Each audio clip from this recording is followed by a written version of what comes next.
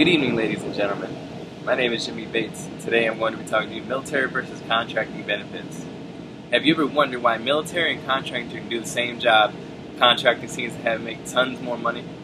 Well, I'm here to explain the benefits of both to make sure you have more clear understanding of both parties at work. First, we'll get into our main point. We'll talk about the military first. A more stable career. More stable career? Yes, indeed, because you're more signed in. When you first sign in, you either sign in for 4 years or 6. So it's a guaranteed couple of years that you have under your belt. But when you do contracting, contracting is the term of the contract in which you negotiate your own terms. So if the contractor pulls out, which they have done here in Kuwait recently, from personal experience, when I have a friend and she had her contract end and they just packed up and left. What she was going to do after, they said they were going to start their school until the next contract comes about. Now for the military, you're also guaranteed retirement check after 20 years of service, which means that once you do 20 years, you make half of what you make now in your active duty time. For contracting, it's what you save and put up, or which is the negotiations in your contract. You're pretty much investing pretty much like a 401k, like a regular job. But for the military, you can either do both. You can do the Roth or the TSP, which is you put in money monthly or off your each and every check, and you're pretty much investing it for when you retire after your 20 years. So that way you're able to grab a lump sum and you come out of the military on top. Also with the military benefits, you also get medical, which will be free, like dental. Like from personal experience myself, I had to get braces. My parents didn't want to pay for them.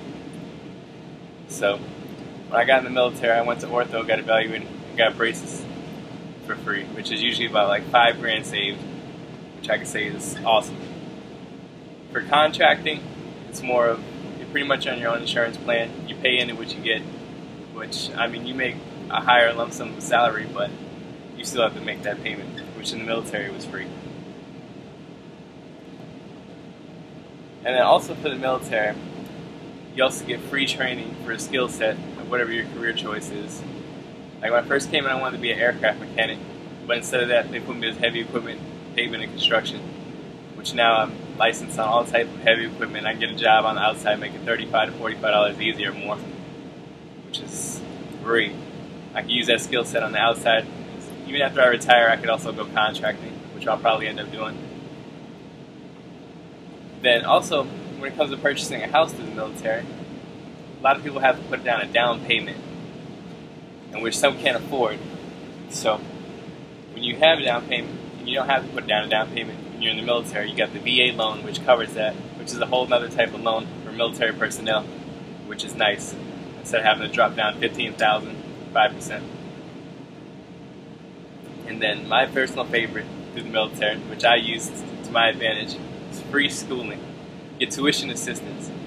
You're assisted $4,500 per fiscal year for just TA alone. And then after you get out, you can either use your GI Bill to pay for your schooling, which was like 4 years to 36 months,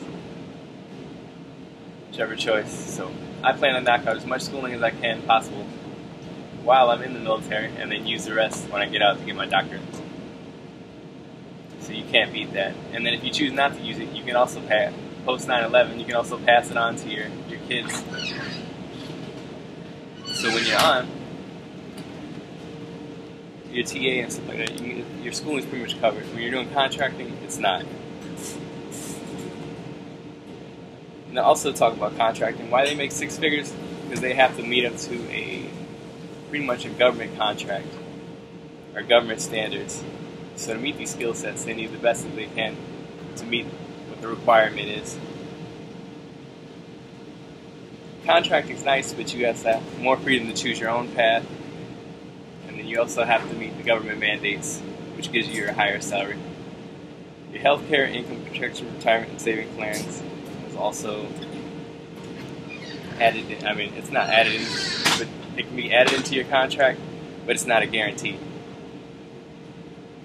And then also for contracting, there's certain jobs that they'll pay for you to go to school, but pretty much it's out of your own pocket, unless they really need you to take that skill set. But contracting will pay for you to go to class depending on what it is.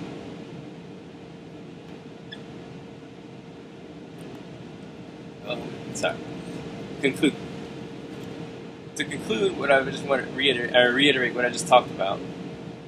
We just discussed about how military benefits, which included career choice, schooling, retirement, and insurance. Then we talked about how contracting benefits were just as good. Thank you for your time, ladies and gentlemen. Does anyone have any questions? Thank you.